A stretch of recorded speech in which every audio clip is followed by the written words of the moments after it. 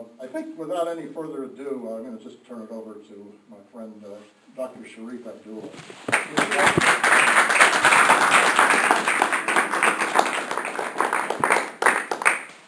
So, good afternoon. Now, y'all know better than by now. Let's try again. Good afternoon.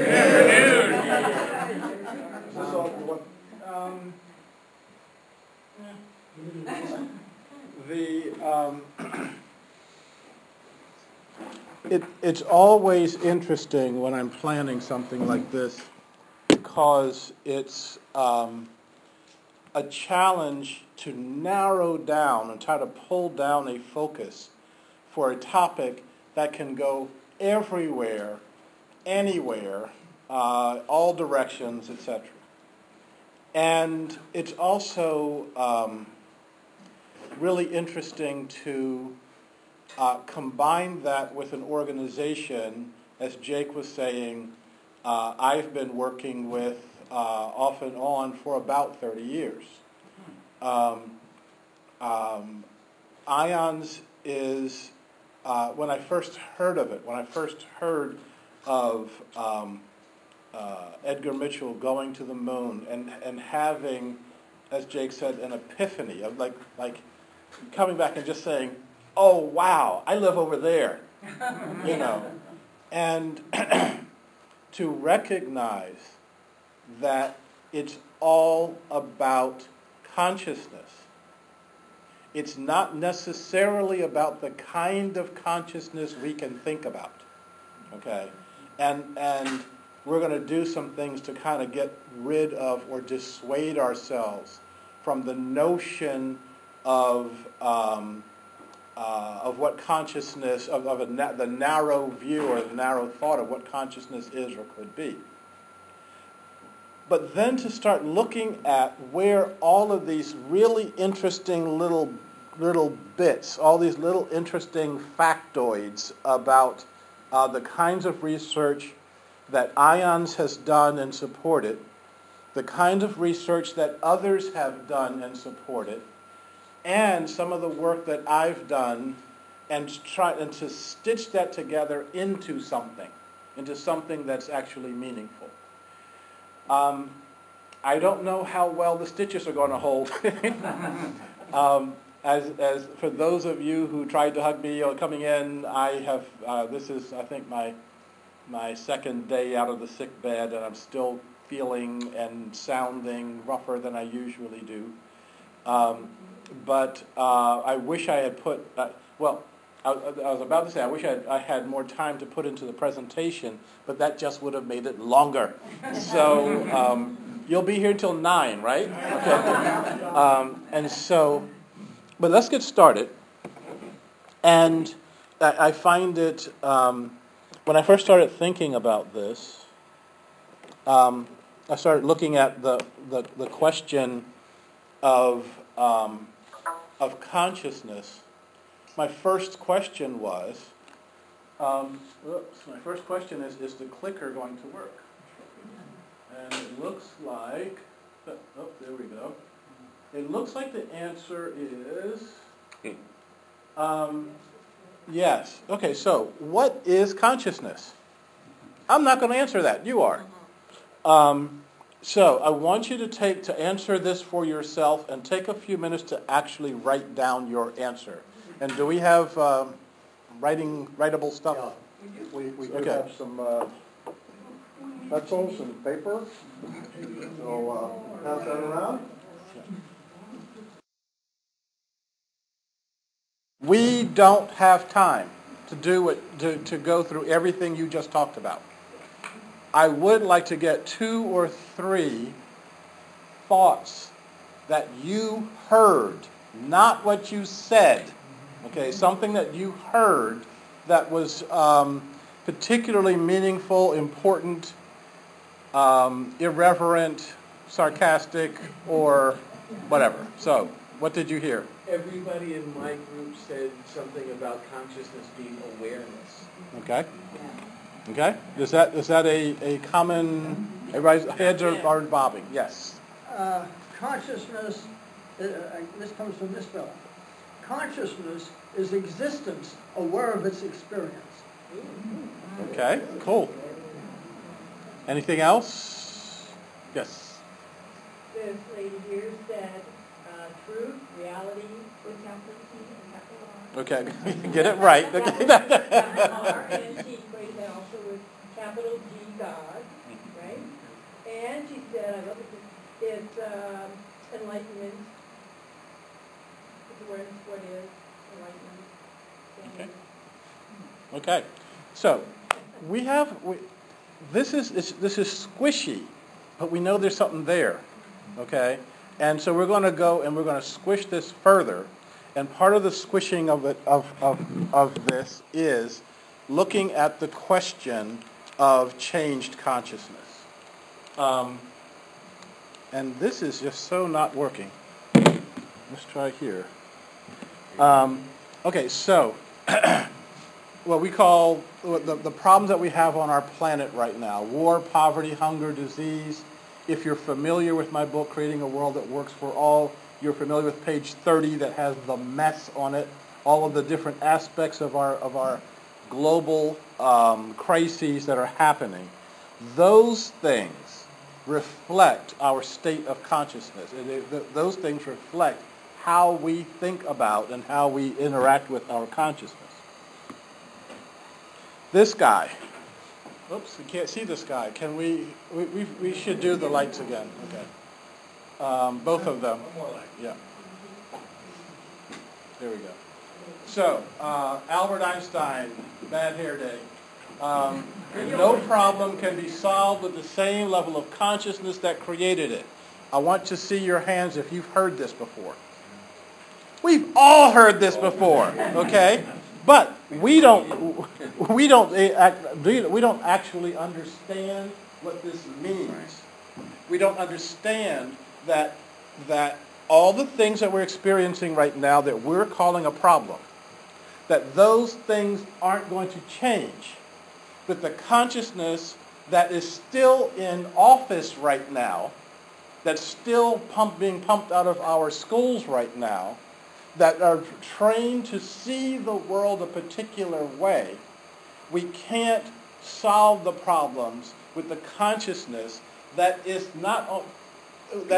constantly creating and recreating the problem. Okay? So what we have to do is step back and start realizing we have to do this a different way. So, what's a changed consciousness actually look like? So you're going to answer this question. We'll know when human consciousness has changed. When?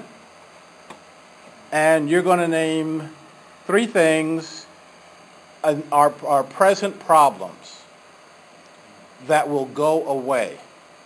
You'll also name 3 things that will happen to human consciousness. 3 positive new things that will happen.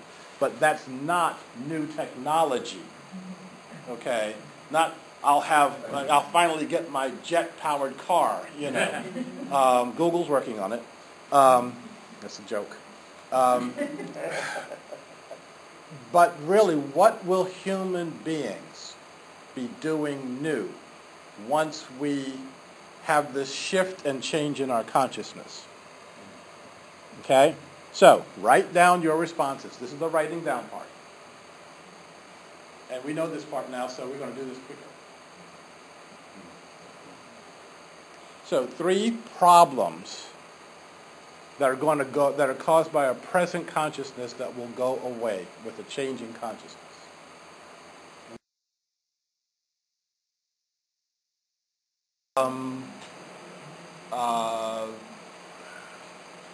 Flavor of all that you've just been talking about. Let's get a couple of snippets. Let's get a few things that would go away. What would go away?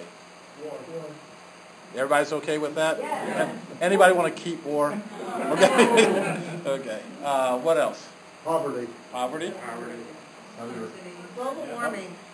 Scarcity. Global warming. Jails.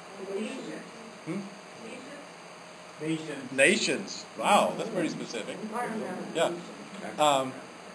What do we get? Cooperation. Cooperation, love. All we need is love. Okay, And John Paul that's it. Ringo. Yep. Environmental and human and animal needs put before. Okay. Before. More than enough for everyone. Okay.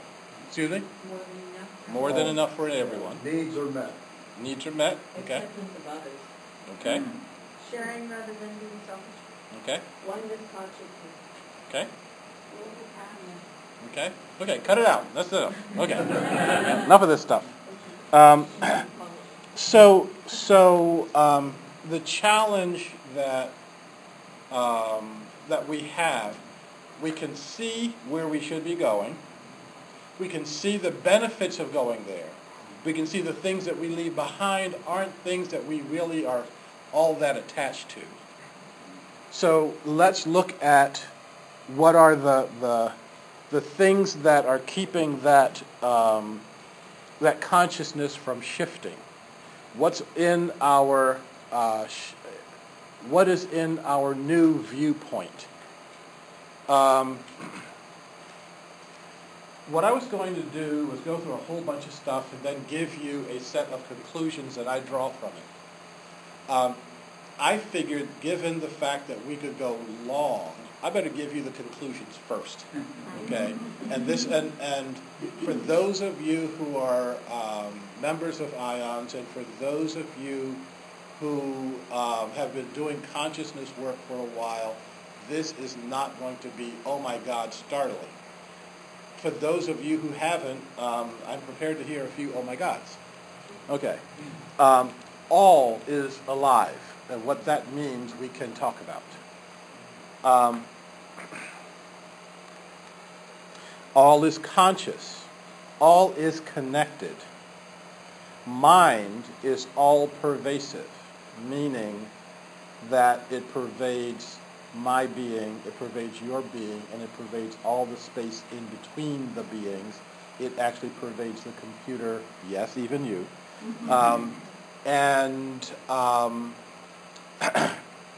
Consciousness is universal. Consciousness is not a human artifact. Consciousness was here before humans and will be here after humans. The laws of physics bend toward consciousness. Now, this may be the roughest one for us to get our minds around, and so I'm going to give you some examples of what I mean by that. So, here's a very simple question. Which direction does the sun rise? East. Point.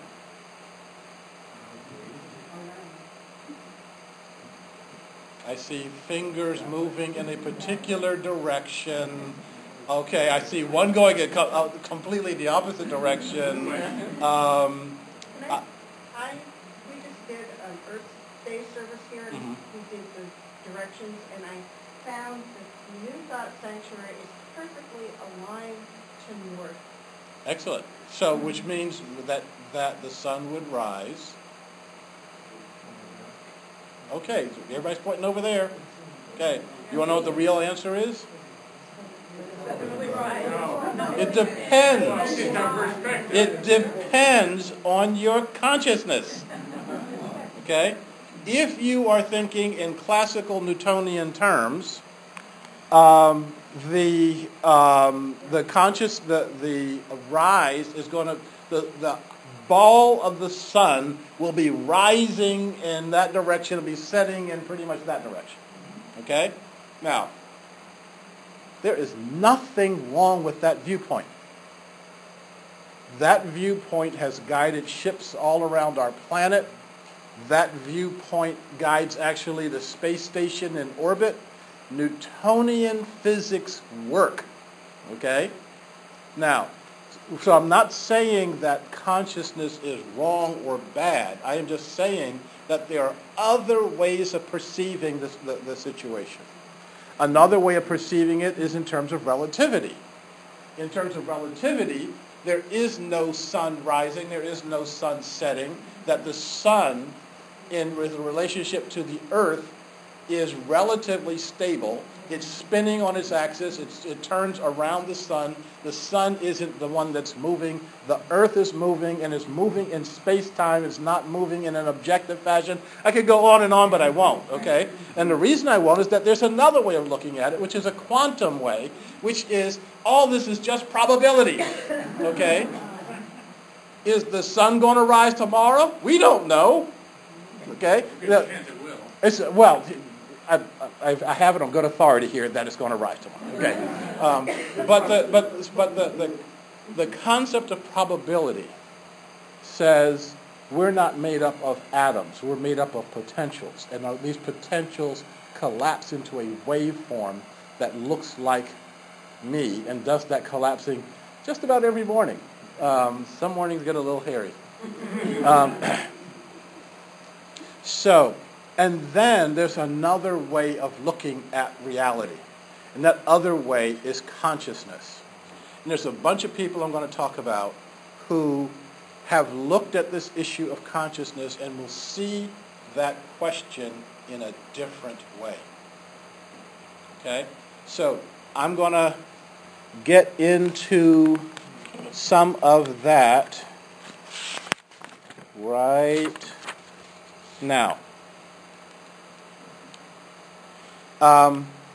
Arthur Koestler wrote a bunch of books on the concept of coincidence and chance, the roots of coincidence, the challenge of chance, etc. In that, who knows about Arthur Koestler? Who knows about his heat lamp experiment? I see one hand that kind of went up and kind of went back down. Okay, so Arthur Koestler put together an experiment, and in the experiment, he created a randomizer. And a randomizer, this is before computers, but a computer does the same thing. You set up an algorithm, and it generates a random string of numbers. It just there's a number, there's another number, there's another number. And he has this thing set up these numbers over and over and over again. And we know by the laws of probability that if I flip a coin, the coin has a 50-50 probability of landing heads up or heads down. Okay? So everybody's with me. He ran this randomizer through 10,000 cycles. And he looked at the number of even numbers and the number of odd numbers. And half the time the randomizer was putting out even numbers, half the time it was odd.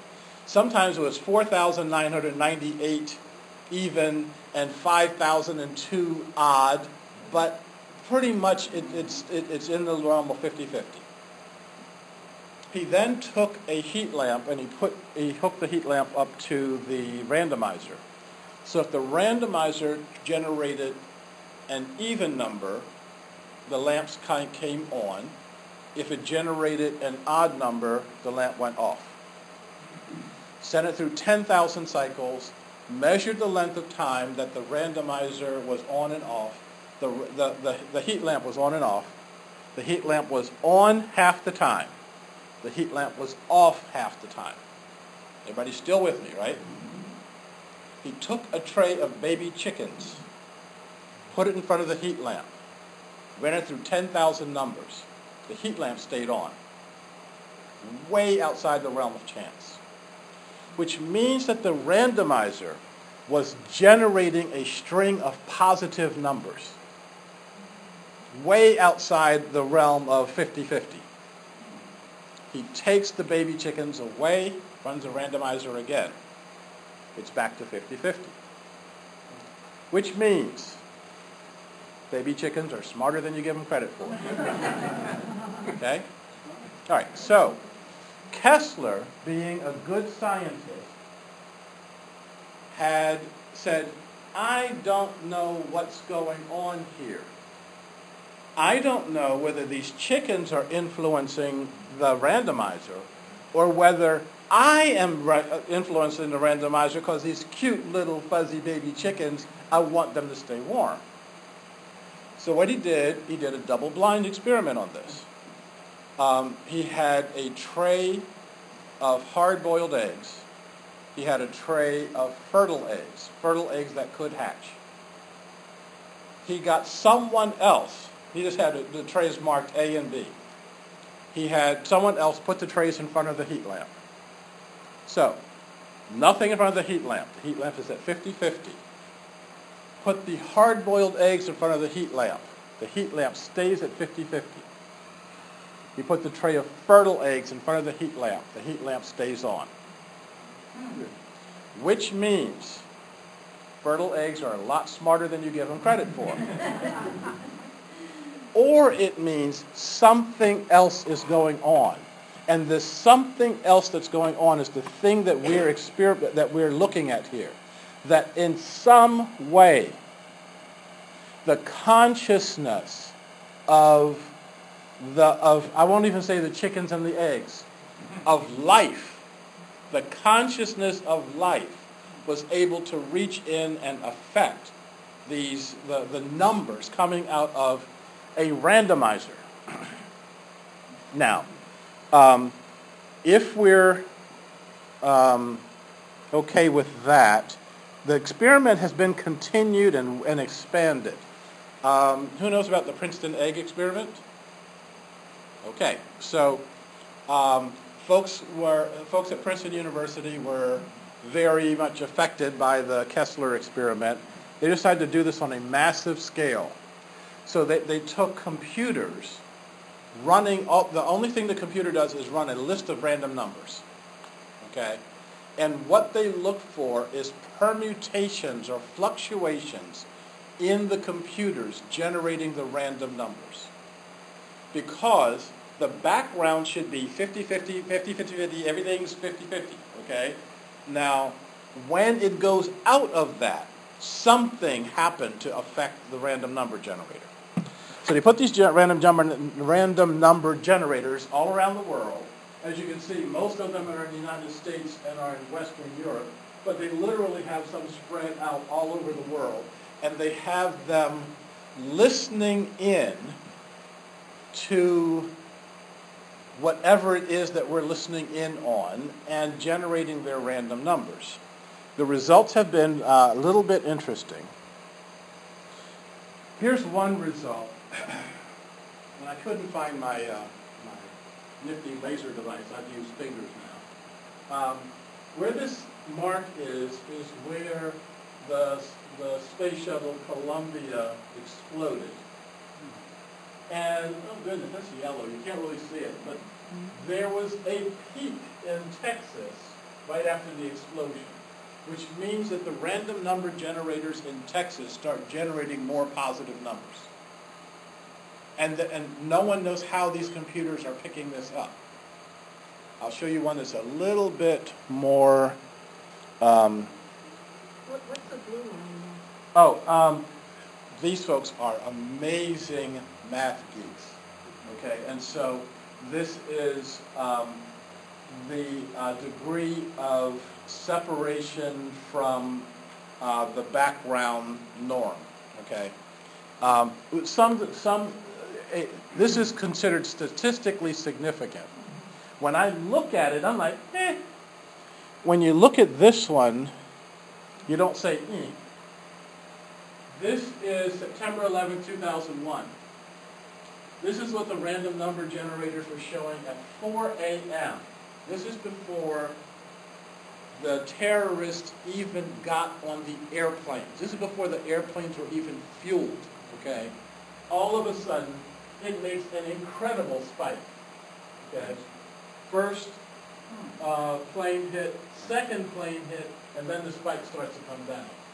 This is 4 hours before anybody knew anything was happening, and there you see this spike. It's showing something. Now, how do the intentions? Now, at 4 a.m., the perpetrators clearly intended to commit their act. And at that point, that intention was the thing that affected random number generators all around the world. Is this all around the world? All around. This is the composite of the world here. When did they start putting out at 4 a.m.? Excuse me? What memories do they start putting out? I don't know. It's the thing that starts triggering them to say something significant is going on here. I think the way it works is there's a random number generators, some companies have generated similar numbers. As far as I know, each of the generators is listening into its part of the cosmos, and they're not, because it's very easy to get, no, it's not easy. I start talking about synchronicities, and I don't want to talk about that right now. But you see the point here, okay? That there is something going on, and we know there's something that's going on if you look at Rupert Sheldrake's book, Dogs That Know When Their Owners Are Coming Home. It talks about animals and earthquakes and things like that. It's like the only folks not knowing what's happening on the planet is us. Okay? Everybody else knows. Okay? So any other questions about this? Because I'm about to move on to something else. Yes? Now, is this been studied that was associated with ions, like the ions is looking on a random generator? I didn't know that. No. Okay. Yeah. I know about some of the things that IONS is doing, but I didn't know about that. Yeah.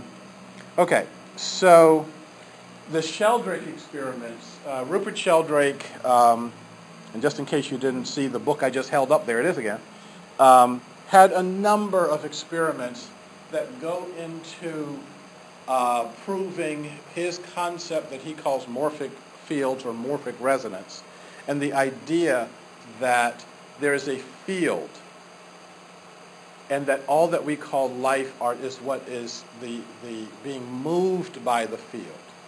We don't really understand fields. The field is the part of our reality that you don't see. Now, if I hold the remote like this and I let it go, it could do one of three things. It could hit the ceiling, it could stand right here, or it could fall down. What's your bet? Everybody recognizes that that under any almost all normal circumstances, this is going to fall down. And we accept, we're born with, we live the field of gravity. We also live in a field of life, but we don't recognize the life field. Gravity is not in my body. Okay, gravity is all around me and is affecting my body. Electromagnetic energy is affecting all of us in this room. But we don't seem to get that life goes way outside of my body. So, Sheldrake did some experiments around that. And in one of his experiments, dogs know when their owners are coming home. How many are familiar with that? A good number of folks. Okay. Well, he had to have a special experiment for cats. So since you know about it, since most of you know about it, I'll do this really quickly. Lots and lots of dog owners report that their dog, when their dog is, when they come home, the dog's waiting for them at the door. They see the dog seems to know when they're coming home. There are lots and lots of reasons why that people have postulated for why that happens. The dog knows the sound of your car. You come home at the same time every day, and the dog knows when 5 o'clock hits. Dogs have watches. The dog is, can listens to the engine of your car, etc. And what he did, and what Sheldrake did, was experiment with each one of these things, each one of these factors, and disprove them. He had people who had flexible schedules, and they put a camera where the dog normally hangs out, like on the sofa when you're gone, and a camera at the front door. And so they had the researchers tell the person when they were going home, when to go home. So the people had a flexible schedule, and so the researcher would call them up at 3 o'clock and would say, I want you to go home now. I want you to intend to go home and actually get up and go home. They hang up the telephone, and 10 miles away, the dog gets off the sofa and walks to the door. Okay. They flipped the experiment. The dog, they said to the person, we don't want you to go home yet, but we want you to drive around according to our instructions. So the person would get in their car, and they would drive, say, turn left here, turn right there, etc. They would drive them right past their own front door, and the dog is still asleep on the sofa. They drive a mile away, and then the researcher would say, okay, now I want you to intend to go home, and the dog gets up and goes to the front door. So they tried doing this experiment with cats, but cats don't care whether you come home.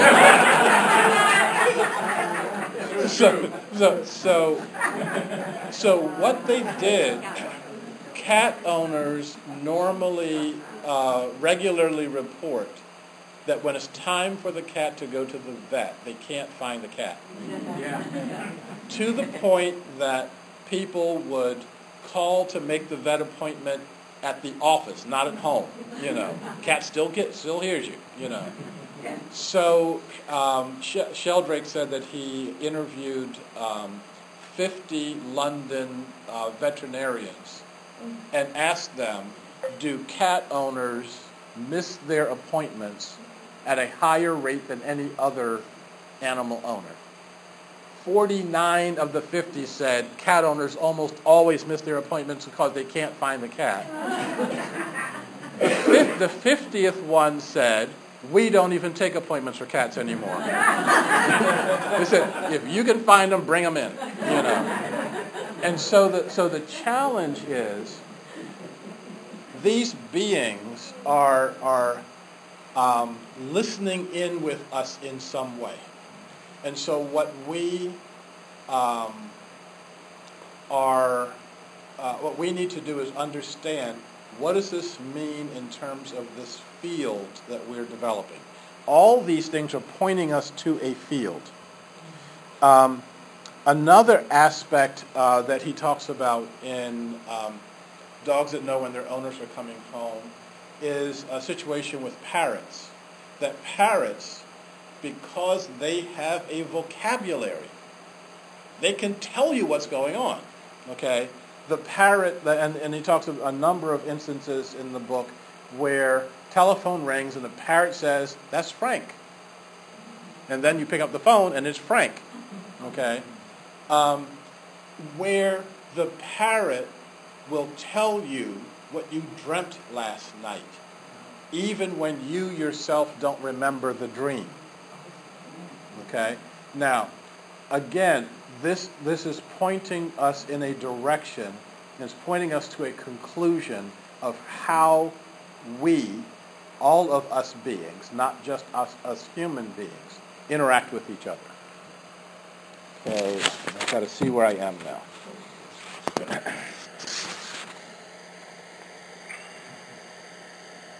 Oh, if you haven't had your gourd popped yet, this one will. The Piach experiment. So we talked about the randomizer, that this is just an object that generates a random number. And the tendency of chickens, ducks, and other fowl to bond with the first moving object that they see. For almost all of them, that's their mothers. Okay, but for the purpose of this experiment, they took a red balloon, which looks nothing like a chicken. There's no chicken aspect to a red balloon. Okay, and they attached it to this little trolley that would move in a direction. It would get a signal that would tell it to change your angle by X degrees, and then we get a second signal to move forward by X inches. It would go move forward. Then we get another set of signals, change your direction and move somewhere else, somewhere else. And so without any chickens around, they ran this thing and it left a pattern. And the pattern that it left looks something like this. So the red balloon starts here and just goes all over the place. And this is kind of, if I asked you for a diagram of chaos, you probably would see this. Okay? So, second part of the experiment is they ran this again, and this time they had a group of brand new baby chickens in with the red balloon. So it does another chaos pattern, but this time you have a little flock of chickens and it move over here, it'll move with it, and it move over there, it moves with it. Okay? You're still with me? Yeah. Okay. Wait, are the chickens in? The chickens are right there in the same space as the red balloon. But they're not in the trough. They're not on the trolley. When the trolley goes that way, they go running after the trolley. Okay. So they're imprinted on the trough. They're imprinted to the trolley. They then take the baby chicks and put them in a cage, glass screen here. So they can see the red balloon. They can see mommy, but they can't get to her. They put the red balloon in the center of the room and they ran it again. And this time the red balloon does this. Okay? Now, I think we better watch out for chickens. They seem, actually maybe that's why my computer screws up from time to time. Maybe there's a chicken around me.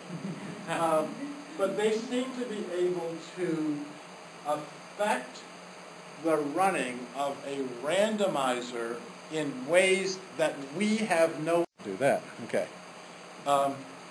And so this is a very interesting experiment in how a being can bridge the gap of impossibility.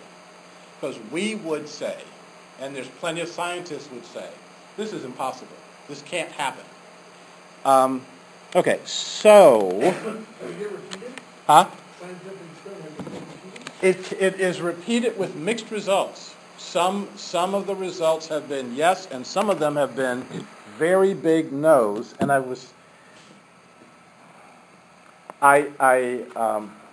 there's one thing I just didn't get a chance to get to, and of course you would bring. I'll see if we don't have a whiteboard or anything like that around here, so I can't.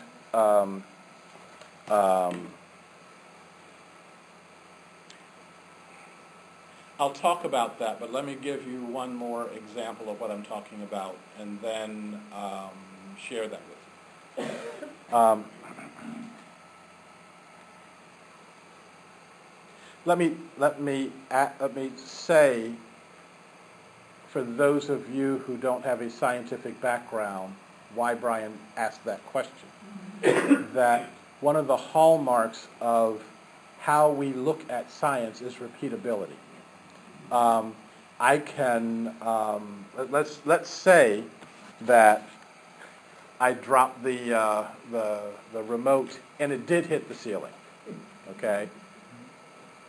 You can accept that result, or you can say, let's do that again, and I want a camera on you when you do it, so that I want to test the magnetic field of the roof. I want to do a lot of different things to rule out other explanations. Okay, I will come back to that in a minute.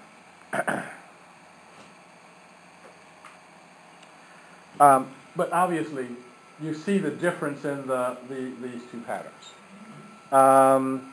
Okay, my experience. This is in the Himalayas. This is the Doak River I'm taking this picture from the cave several hundred feet above the river, and this is a small herd of yaks across the river. And I had an experience with the yaks that was my own close encounter with a group of beings.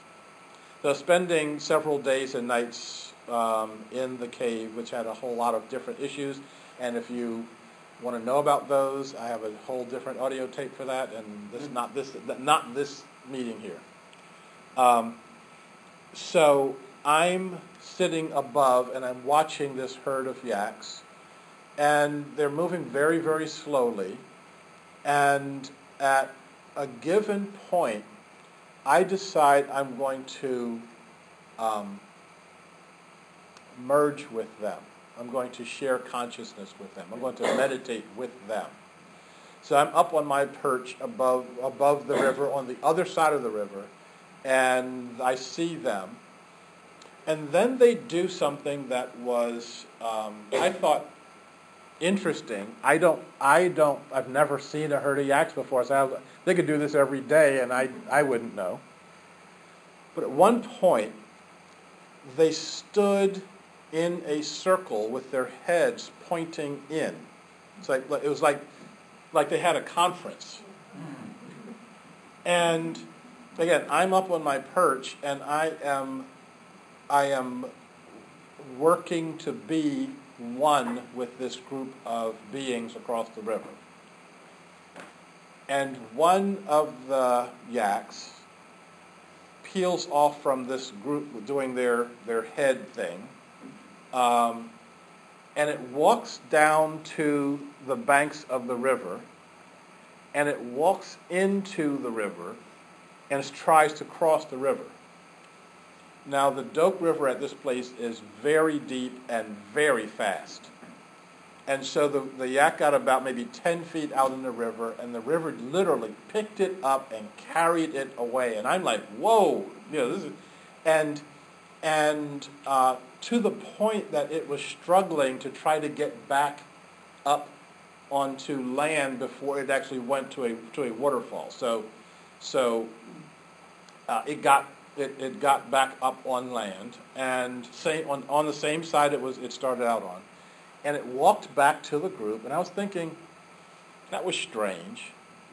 And then another one starts to walk toward the riverbank and walks into the river. And I'm like, I'm literally asking myself, why would a yak risk crossing this river? What's going on? And this one walked into the river, and the river picked it up, turned it over. It was tumbling it down the river. This one, again, barely made it to the shore, still on the far shore, and walks back to the group for another head session. And at this point, I'm standing up, and I am looking at the two sides of the river, and I am saying, there's no difference between the two sides of this river. I mean, you can see, there's rock on that side, and there's rock on this side, okay? There's only one thing that's different. I'm over there. And I said really loud to them, cancel, end the mind bond, stay on your side. I don't want any yak deaths on. And then I retreated to the cave. I went inside the cave. I said, we got a few million tons of rock might block the signal. And I stayed there for like 5 or 10 minutes. And when I went back out, they had stopped their head meeting. They were just kind of wandering back around as they were before. Okay. Now, the work that Sheldrake did was with domesticated animals that people are familiar with. Okay? So it's not like a stray dog, a dog that I don't know. It's not like it's anything other than a being that has had plenty of opportunity to bond with you. Believe me, that is as close as I've ever been to the yaks up until that point. And so I'm not familiar with them. I don't know. Now, there are yaks and then there are zoo. and the zoo are domesticated. The yaks are not. And so I didn't know whether those are domesticated or not. I have no idea, no connection. Have you had any experience with non-domesticated, non-familiar beings? I see a couple of heads. Do wild birds count? Are they beings? Yes. Yes. So how about a couple of vignettes if you care to share? Yeah. Where my home's at, we have a herd of elk that lives in the area, and all of the cows and their yearlings were out towards the bay, and I was out on a bridge just communicating good thoughts to them, and one of the yearlings left the herd, followed the trail down, stopped for a moment at the end of the bridge, came out of the bridge, nuzzled me, and stood there until I said, I see your mom's a little upset, you better go back. It turned around, went back over the bridge, went back and joined the herd, but in no kind of a commotion movement. Yeah. Okay. Mom may have been looking at you, but she was not perturbed, because if she were perturbed, the yearling would have gotten nowhere near you. Yeah. Nowhere near. None of the herd would have allowed that to happen. You were not in contact just with that one. You were in contact with all of them, and they had checked you out. Okay. That's true. Yeah. So another, yes. I have a pasture area in my backyard. I used to have horses and goats, and now I don't have anything, and the deer come out and hang out there, and I will go outside on my deck, and the deer will be startled, and they'll get up to leave, and I'll just kind of say, it's okay, I'm just going to be up here, you can stay, and they'll look at me, and then they'll go back to what they're doing. Mm-hmm. Yeah. I'd spend a lot of time, not nearly enough time, I should say, at Brighton Bush, and there are families of deer that walk through there, and they walk through like they own the place, because they do, and every human being there reinforces their belongingness there. So this is when we actually start forming a true ecosystem, when all parts of the ecosystem are recognized as being one with it. Yeah. I was on a hiking trail on occasion, and we came to a fort, and neither one of us knew which way was back to the beginning. And we needed to get back to where we started, because the sun was down, we didn't know where we were, we probably just lost. And so in my mind, I just called out to birds.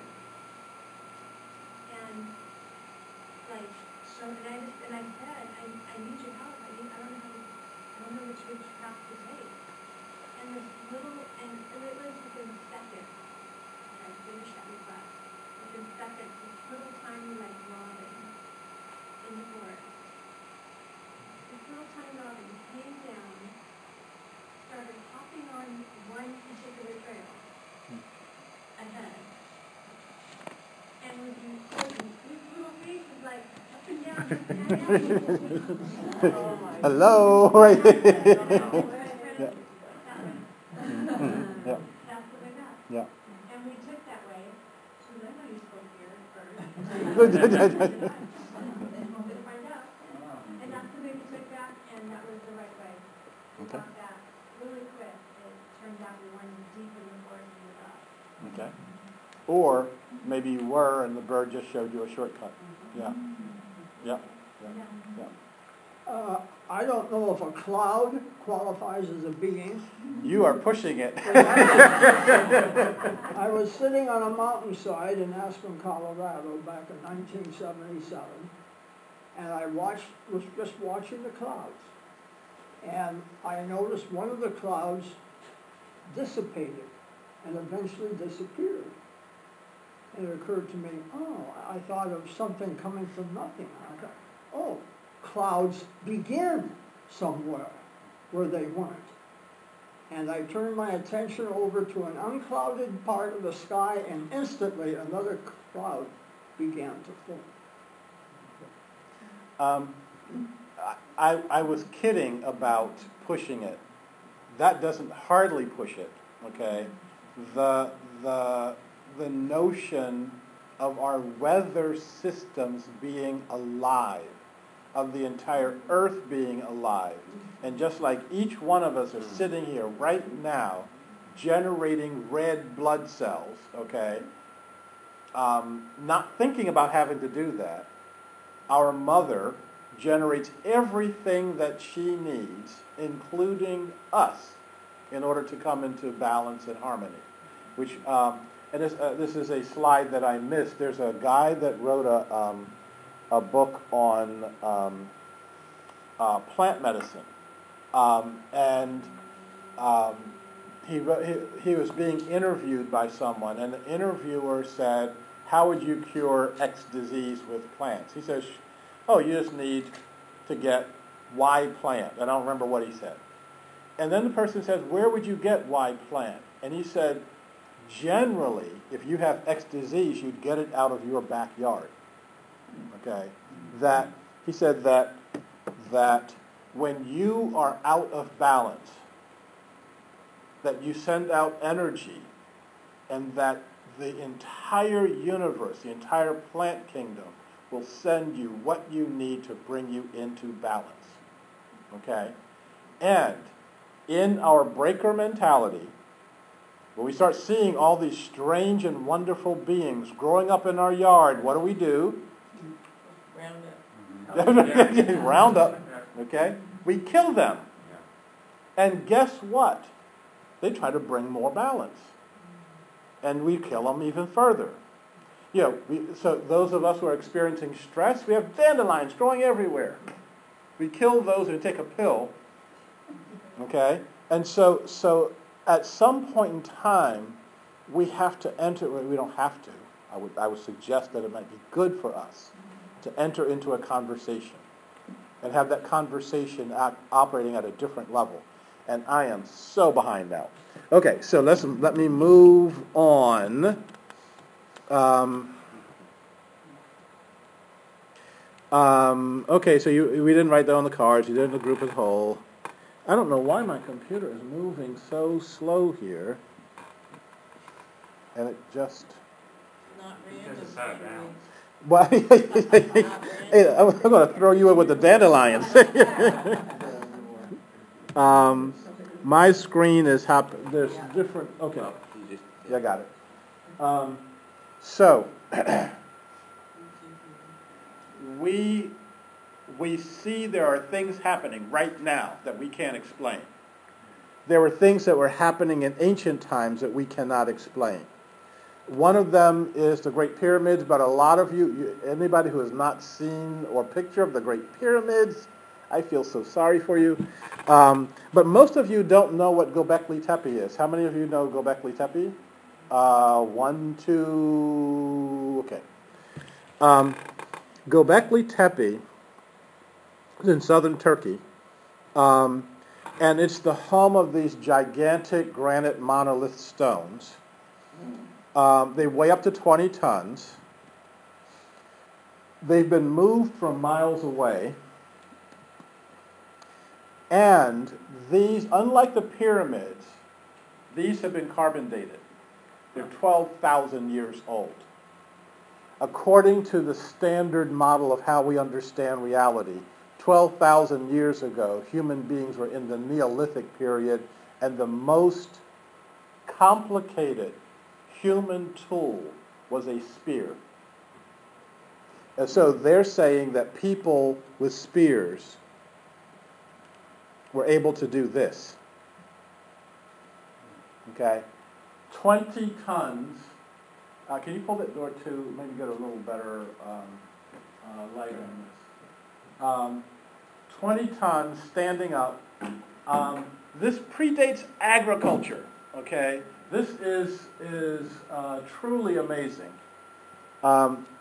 And they haven't, this is an aerial shot looking straight down on one of the 20, 30, 40 different sites for these monolithic stones.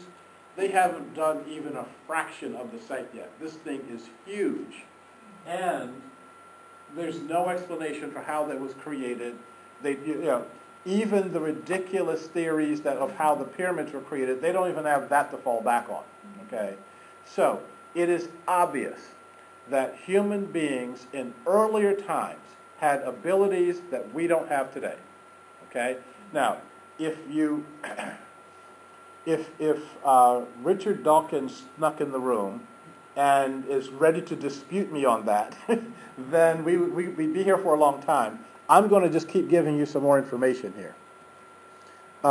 This is another view of the stones, and I was in Turkey, 10 miles from this, and too sick to get there. Yeah, I was not happy. So, we had powers in earlier times, 20,000 years ago, 15,000 years ago, some as far back as 40,000 years ago. And those powers are powers that we don't have right now. And I break them into 5 categories. What I call collective telepathy or collective knowing, spatial powers, temporal powers, communication powers, and then bodily powers. I'm going to go through this really fast. In terms of collective telepathy and knowing, this one to me is the one that's most interesting, and the one that is potentially most valuable for us to wake up again. Okay, and the waking up part actually is going to be pretty, I was about to say easy, but it's not going to be easy at all. No, it's going to be a cinch. We're going to do it this afternoon. Human beings can access the knowing capacity of other human beings and other species. We can just know things. We don't have to experience it through our senses. We don't have to see it or smell it or taste it. We can just know it. And I'm going to ask if we can open the door, the door again, because it's getting stuffy up here.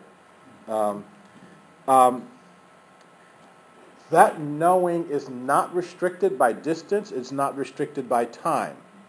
The ancient holons, and I look at us being as one or two different people, different ways of thinking.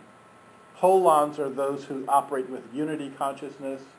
Solons are those of us who are operating with individualized consciousness. Every single one of us in this room was raised to be a solon. Yeah. We're learning how to be holons. Okay.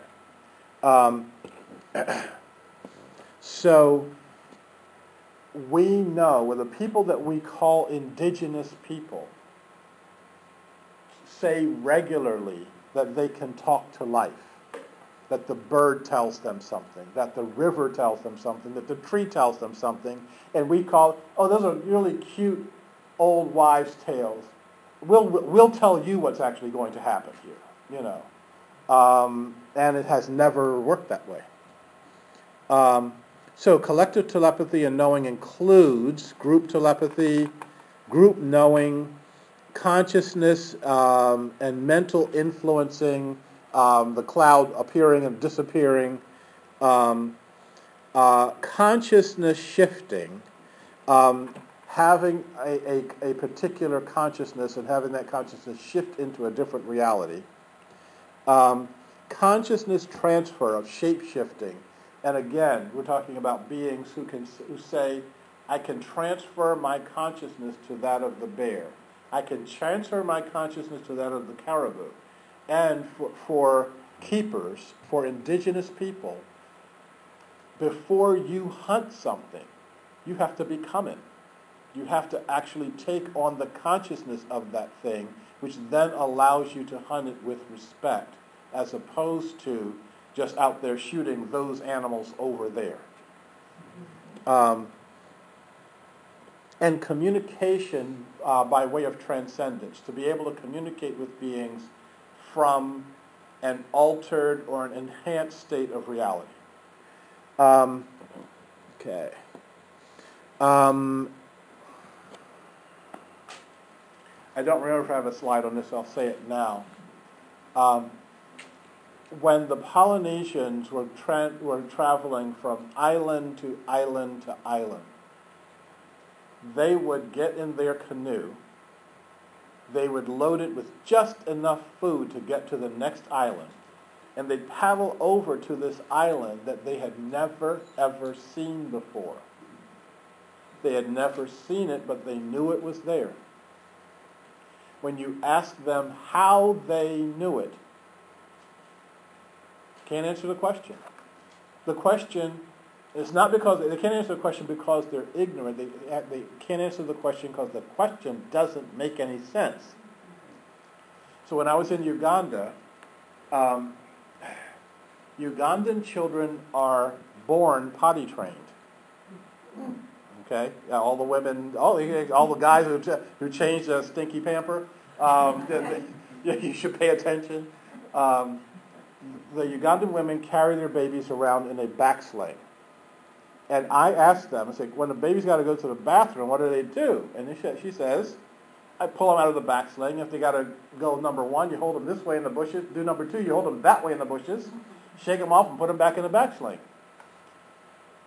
And I said, yeah, but how do you know when the baby needs to go to the bathroom?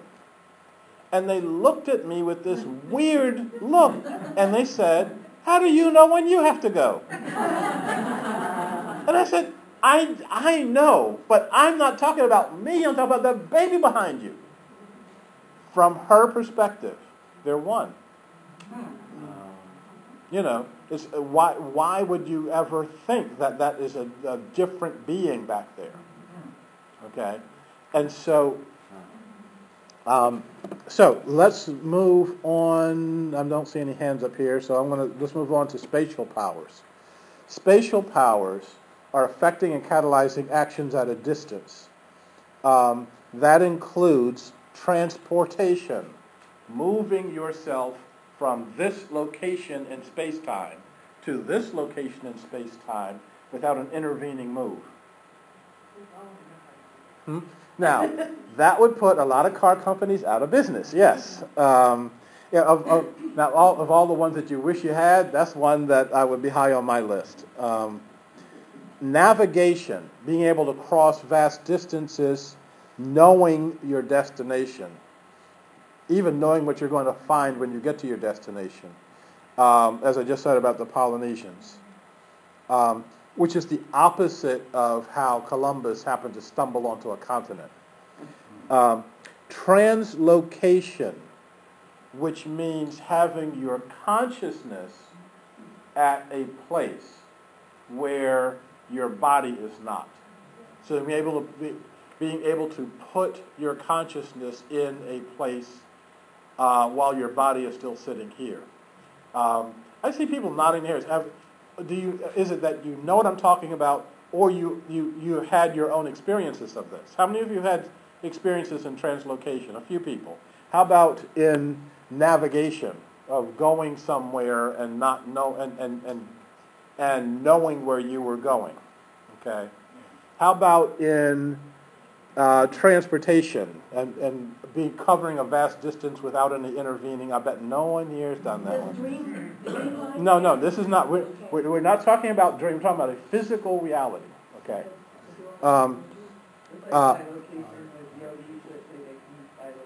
That was the next one up here. Bilocation, meaning having two or more bodies.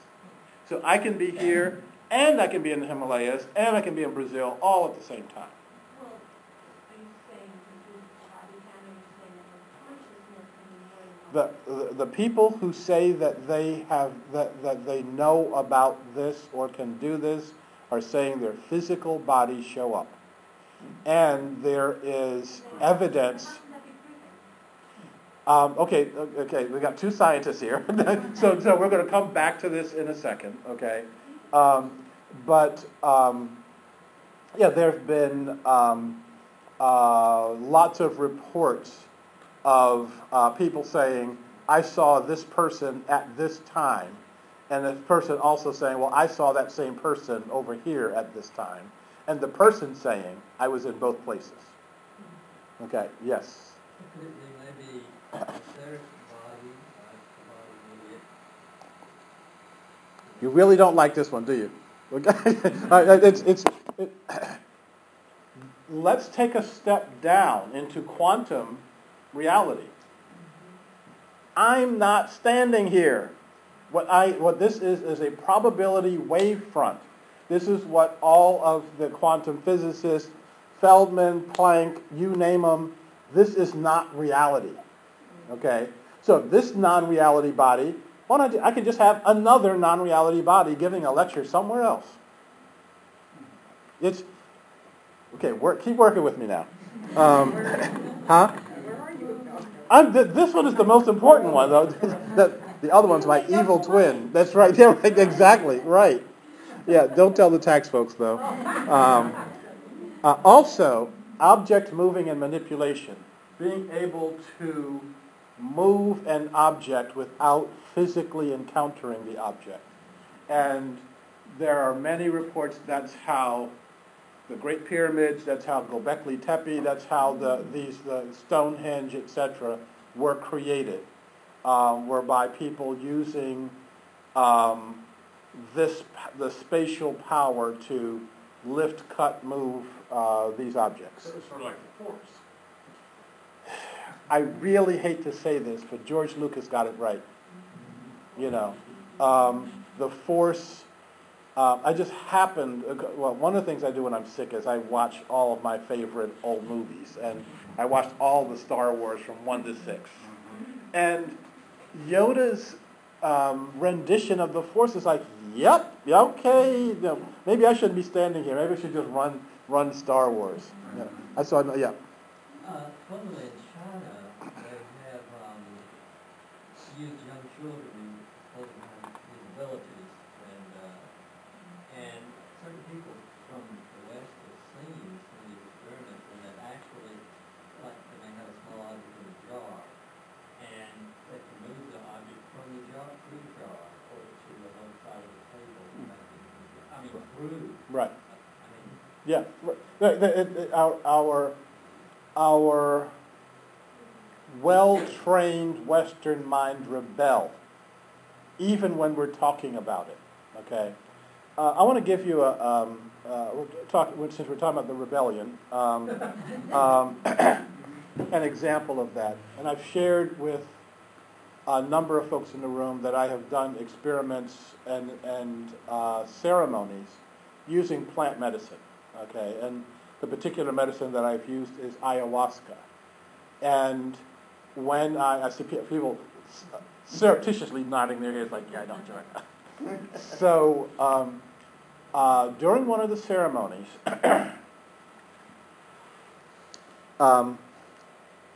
you clearly blend your consciousness with the people who are in the room. But during one of the ceremonies, at maybe about 3/4 of the way through, the healer, who is a person who is trained by the Shipibo people in Peru, very well steeped in the culture and the realities, he starts singing a song. And all 25 of us start singing the same song in Shipibo. Now, during this particular one, I was having two minds. So the person who's talking to you right now was there saying, you can't sing this song. You don't know Shipibo. You don't know the rhythm. You don't know. In fact, shut up. You're going to blow it for everybody. You know. No judgment there, though. And the other Sharif simply said, shut up and take a deep breath. And the words came out. And we weren't mimicking the healer. The men were singing the same notes as the healer. The women were singing an octave above and were singing harmonics. We sounded good, okay? Now, we stayed together all night, and that morning I talked to one of a person who was her first ayahuasca experience, and she was profoundly shaken. She was walking around the house, and I will take the expletives out of her language, saying, how could I have sung that song? And I started talking with her, and she said, I can accept that you sang a song last night in a language you don't know. If I read that in the book, I'd just say, oh, that's interesting. But she said, I was singing it, and I can't accept that I was singing in Shipibo. Okay? Now, this is how profoundly we are blocking a whole reality. Back to the guy with the fuzzy hair, okay? We can't solve our problems with the same level of consciousness that created them, but look at the problems that we have in shifting that consciousness. You know, I can accept that you shifted the consciousness. I can accept that you levitated something. I can't accept that I did that. Okay? It's interesting. Okay. So, this is supposed to be the part I'm going through fast. Object sensing is also in the spatial powers. And ION spends a lot of time looking at, they call it non-local viewing. Okay? I'll give you a coordinate, like the corner of 13th and Broadway in Portland, and I'll say, describe the person who's standing there, and I've already got somebody standing there holding up a red umbrella, and so you'll say, I see a red umbrella, So IONS has been doing things like that, but there's an awful lot more that can be done and can be explored. Okay. Excuse me? Well, I think the government has been trying to do a lot with all of this, and they will never, ever be able to do it because of the set of assumptions that they start out with. One of them being that government should do this. We actually went to a lecture that was given by a CIA viewer, Mm-hmm. and he gave some concrete examples and basically actually that he was part of it. Yeah. But they won't admit it. Yeah, They right. won't admit it Yeah. openly. Well, you also, how many of you saw the movie Men Who Stare at Goats? Yeah. Okay, that covered some of that stuff. And again, one way or another, I'm going to shut up here.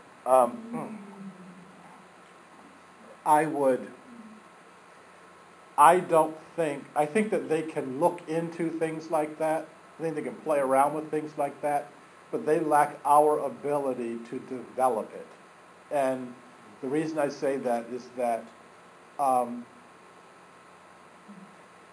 all of this bends toward life. It doesn't bend toward government. They may have the money, they may be able to snatch people up, they may be able to do all this other stuff, but we can put more and better energy in the blink of an eye than they would be able to. And therefore, for me, those days are irrelevant. I don't focus on them, and I don't spend any time on them. Let me get through the last two. So locating food sources, weather control, etc. Then I get into temporal powers. Temporal powers means time shifting, speeding time up, slowing time down. How many of you have had experiences with this? I mean, this is one of the easier ones to do. You sit down with someone and you can just intend that time will speed up. You can intend that time will slow down. Stopping time altogether, a little harder. Shifting to alternate narratives or stories or realities.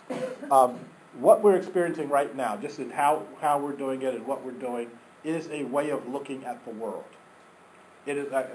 Some people call it a story or a narrative.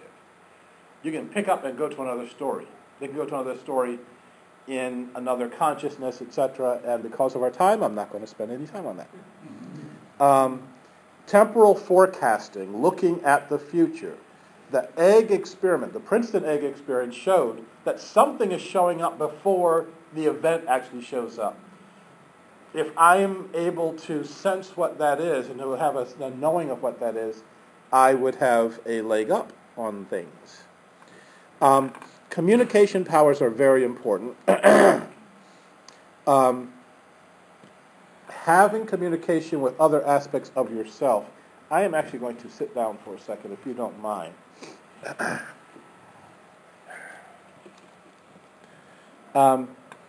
Nonverbal communication with other human beings that may or may not have bodies. Your ancestors, how many of you have communication with those who have departed? Spirits, etc. Communication with transcendent beings, gods, goddesses, avatars. Few hands going up. Communication with other earth beings, other species, to actually be able to communicate with them. Okay? And the communication being two-way, meaning I can give information, I can also get information. Huh?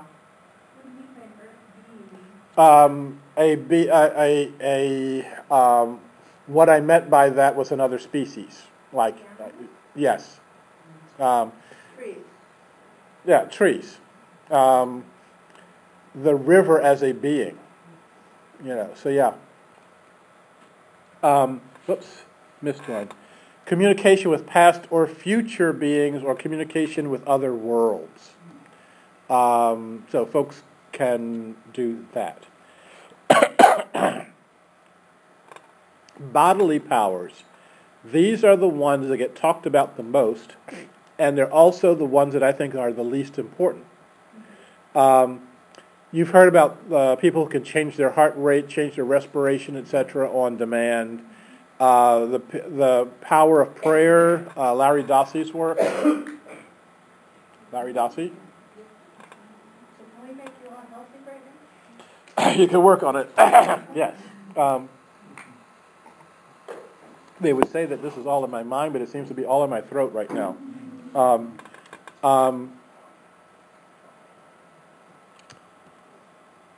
So, what will we be able to do, be, and have once these 5 latent powers are activated? What is it that we as human beings will do? What is it that we will be? What is it that we will have when the latent powers are activated? Let's do this as a whole, since we don't have a whole lot of time to break up and get back together again. What do you think that we can do and be and have? Thank you. Don't be. Thank you. Yes, I got my. Reach into my stash. That's right. Yes, but I think you have to be careful about abundance. We Americans think having an overabundance of things as being abundant. I think we have to travel through the world and see how human beings really live. I don't mean physical, I don't necessarily mean material. Okay. Abundance. Abundance of love.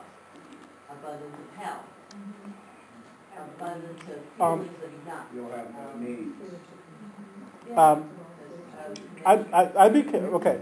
Yes, I'd be careful with no needs, because there are way too many people who need Maseratis. That's why they keep selling them, because there's a need for them. Huh? That's your material abundance. That's ingrained culturally. Well, so we have to take a step back from our culture. What else will we have? What will we do? We'll feel the connections. We'll feel the connections. They did an experiment in a forest where they put radioactive labeled carbon into a tree. The tree was like the major giant tree in an area. They found that the tree connected through this carbon to all the other organisms that were around it. In other words, it wasn't just absorbing it and keeping it to itself. It was connecting with all the plants and small trees and everything that was in its scope. And I think that when we can get to the point where we actually feel like we're connected with everything on the earth, it will make a whole huge mind shift that maybe we don't want to pour carbon into the atmosphere until we have a better sense of how the plant life and animals are going to be affected. We'll sense it, we'll know it.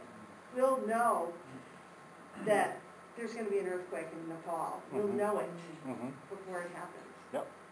No, I think that you're right. Okay. One more. I was about to talk for 5 minutes about that. Yes. We would have wholeness of self-being in the context of the overall wholeness of the cosmos. Yes. Yep. Now, what that looks like, and how many of you are familiar with the Zen saying of chop wood, carry water? You know, that cosmic knowing may simply mean that you get to fix lunch. But you'll fix lunch with a whole different way of looking at all the beings that make up your lunch.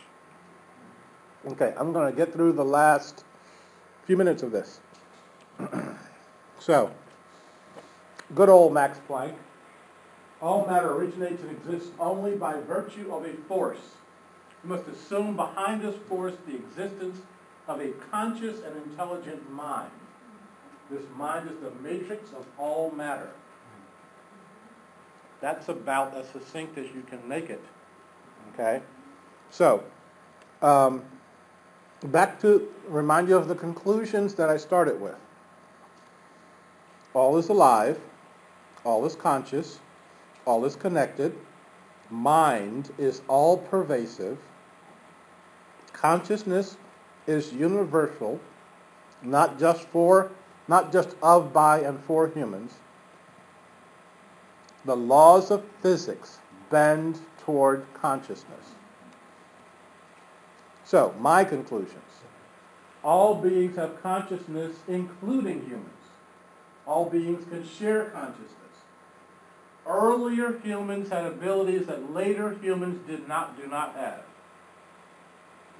Breaker science is based on individuality, separation, and death. Emergent science is based on inclusivity and holistic thinking. In one of Rupert Sheldrake's lectures, he talks about how much he loved biology, so when he went to college, he wanted to study biology. He said it took him like the whole first semester to realize everything he looked at was dead. It was dead and stained and underneath a glass. They didn't look at life. Doctors don't look at life. They don't have a notion of that. That practicing inclusivity, practicing we are one, will create and accelerate the collective consciousness group mind. And that all indigenous cultures were part of the first global civilization. I'm going to talk about that for, I think, no time here. Okay. I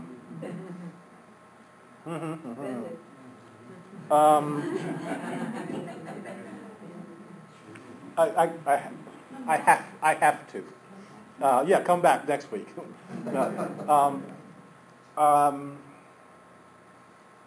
I went looking for something when I went on my round the world journey a few years ago.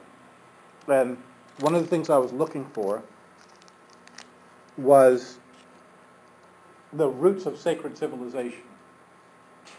And everything kept pointing back to this ancient civilization that was called Zhangzhung. And Zhangzhung was where Mongolia, Tibet, and Ladakh are right now. And everywhere else I went, when I went out into Indonesia, and when I said Zhangzhung, people said, oh yeah, we know about Zhangzhung. That's when we could fly. When you start looking at the people of Mongolia, the people of Indonesia, the Maori people, you start looking at the people in Siberia, you start looking about the Inuit people, you start looking at the Eskimos, you start looking at what we call Native Americans and South Americans, etc., it's amazing how all of these cultural anthropologists didn't notice that they all look alike. They all sound alike. They all have the same reverence for the earth. They all have the same notion of how humans fit into the cycle. They don't fit up here, they fit in here. They all had the same reverence for the life in their ecosystem. And we didn't see all of the commonalities. So right now, we're living in the second global civilization. This one is terminal. And we're going into the third, which is going to look an awful lot like the first, except maybe we get to bring iPads with us. Not sure about that.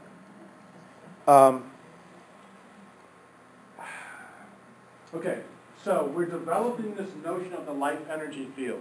Sheldrake calls it the morphogenetic field. It doesn't matter what you call it, but it's the same thing. This is where I wanted to have the graphic that had the plus. One of the things that happens in this experimentation is that the observer changes the experiment. There's a great quote here by Pascual Jordan. Observations not only disturb what is to be measured, they produce it. Okay, that's pretty heavy duty. Now, if I'm setting up an experiment and I want this experiment to succeed, the experiment has a greater possibility of succeeding. If I set up the experiment and I want this experiment to fail, I think that this is not the truth, then the experiment has a greater possibility of failing. Now, when you say that to quantum physicists, they don't blink, because they've done enough experiments to know that that is their truth. When you say that to people who are questioning the standard reality that says that you can't get messages from here to there unless you got a cable, that you can't do this, you can't have something that's appearing outside of and back into an object without going through the object, that those folks, when they set up the experiment, that experiment will fail. It's the same principle of putting the hard-boiled eggs in front of the heat lamp, putting the fertile eggs. You say, well, I put the eggs in front, nothing happened. One more experiment along those lines. I forget who did this one. I think it's in Sheldrake's book, but I'm not sure. Experimenters were experimenting with brine shrimp, and brine shrimp are in brine. If you take brine shrimp and you put them in distilled water, they die a very horrible death. It's like burning them. And what the researchers were noticing, this is kind of researchers, what the researchers were noticing was that they would scoop out some shrimp from the big tank, put those shrimp in the distilled water. The shrimp would start dying a horrible death, but all the shrimp in the big tank would start dying, that would start agitating. They would writhe around. They'd be really upset. They did that experiment enough to show that it happened over and over and over again.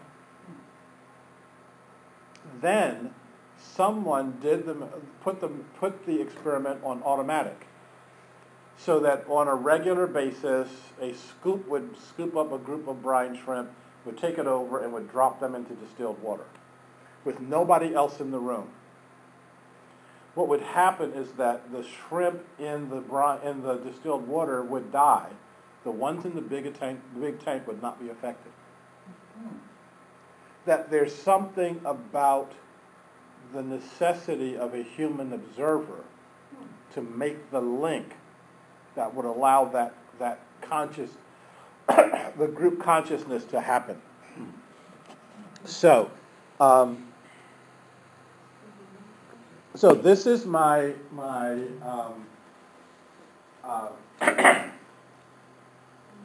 constructive criticism for IONS.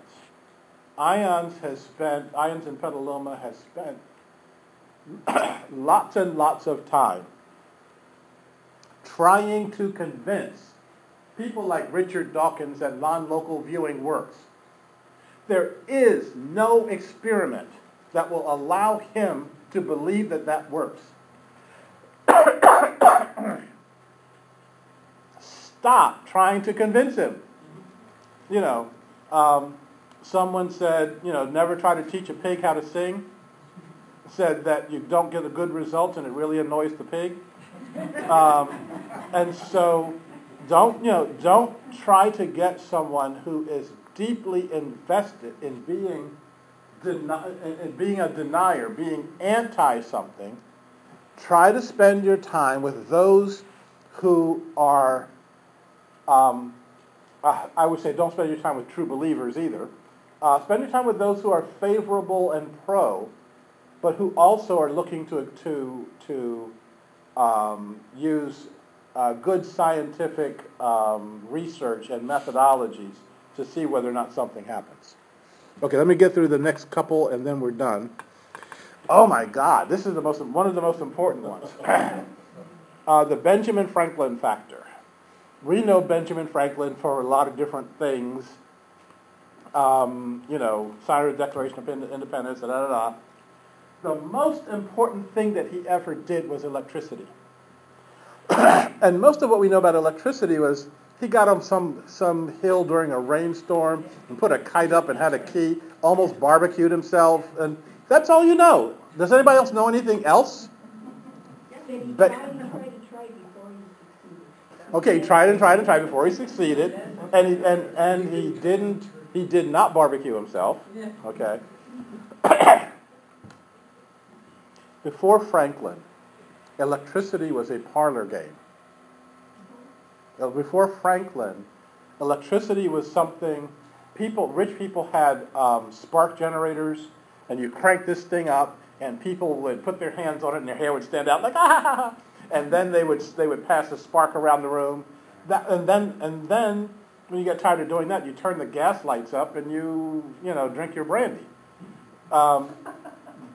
People didn't have a clue as to what you could do with electricity until Franklin showed that it could be stored, it could be increased, it could be measured.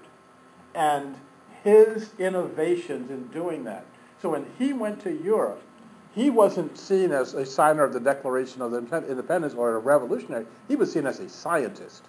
And everyone, Maxwell, Tesla, Edison, etc., would be crawling around in the electronic cave.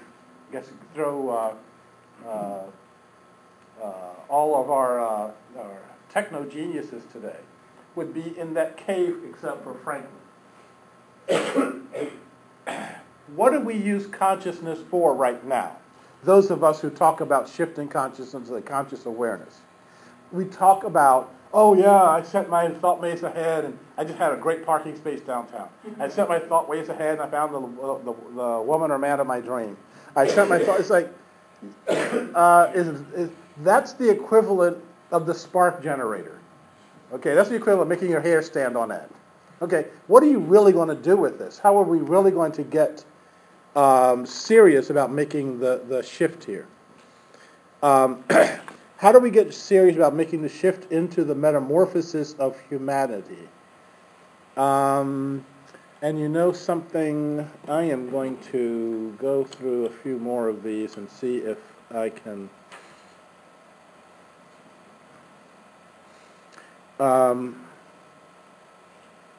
So let me ask this as a last question.